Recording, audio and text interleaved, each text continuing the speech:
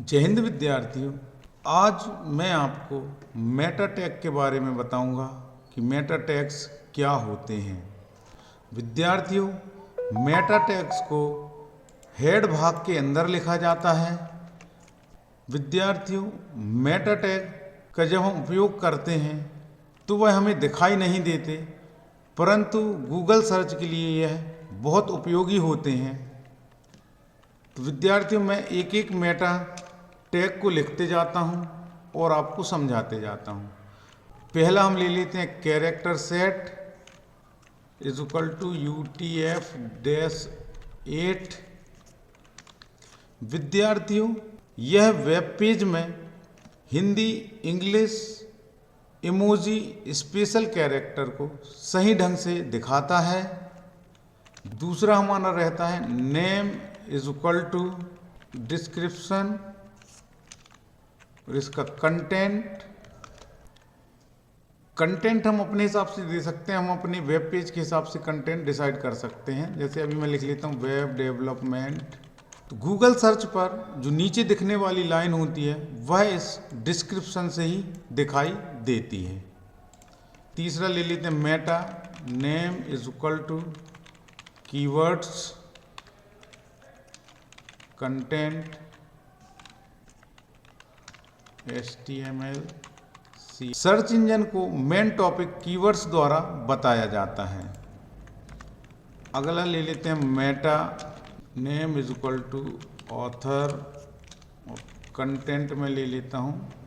यह Meta tag author यह बताता है कि वेब पेज का क्रिएटर कौन है, लेखक कौन है। अगला मेटा ले लेते हैं meta name is equal to viewport. विद्यार्थियों, यह सबसे इम्पोर्टेंट मेटा टैग है क्योंकि इससे मोबाइल, लैपटॉप पे बहुत अच्छी तरीके से वेब पेज दिखाई देते हैं। यदि हम इस टैग को नहीं लिखते हैं तो मोबाइल पर वेब पेज छोटा दिखाई देता है, बार बार जूम करना पड़ेगा। Meta name is equal to viewport से विथ को हम कंपेटिबल कर देते हैं जिससे वह हर डिवाइस में अच्छे से दिखाई दे। Content with is equal to device with initial dash scale बराबर 1.0। अब इसको यहाँ बंद कर देते हैं। विद्यार्थियों, यह जो टैग है वेरी इंपॉर्टेंट टैग है क्योंकि इस टैग के बिना मोबाइल में जो हमारी वेबसाइट है या वेब पेज है अच्छे से दिखाई नहीं देता है। तो विद्यार्थियों, आज आपने मेटा टैग के विषय में सीखा। अब थोड़ा सा हम यहाँ एक उदाहरण ले लेते हैं। जैसे हमने लिखा H1 हमारी वेबसाइट। अब यहाँ पर हम एक इमोजी का यूज़ कर लेते हैं। तो मैंने आपको पहले भी बताया विद्यार्थियों, इमोजी का यूज़ करने के लिए हम कीबोर्ड से विंडो प्लस डॉट का बटन दबाएंगे। एक हैंड में यहाँ पे ले लेता हूँ।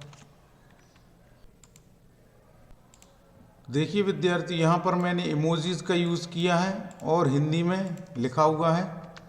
एक पैराग्राफ बना लेते हैं, लैंग्वेज बदल लेता हूँ। पैराग्राफ, अच्छा,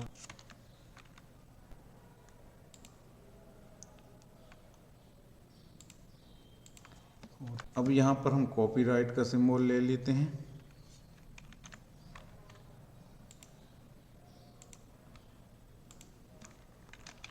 तो विद्यार्थियों देखिए, यहाँ पर मैंने हिंदी भाषा का उपयोग किया है और जिसमें मैंने कुछ इमोजीज लिए हैं और एक स्पेशल सिंबल का भी यूज़ किया है।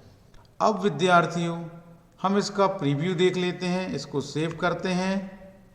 तो देखिए विद्यार्थियों, कुछ इस तरीके से हमें इसका प्रीव्यू दिखाई दे रहा है। हमें हमारे द्वारा इंसर्ट इमोजी भी अच्छे से दिखाई दे रहे हैं। हमारा स्पेशल कैरेक्टर है वह भी हमें अच्छे से दिखाई दे रहा है। तो विद्यार्थियों, आज आपने मेटा टैग के बारे में सीखा और इन मेटा टैग्स का क्या यूज़ है तो विद्यार्थियों, आशा है आपको समझ में आया होगा। Thank you.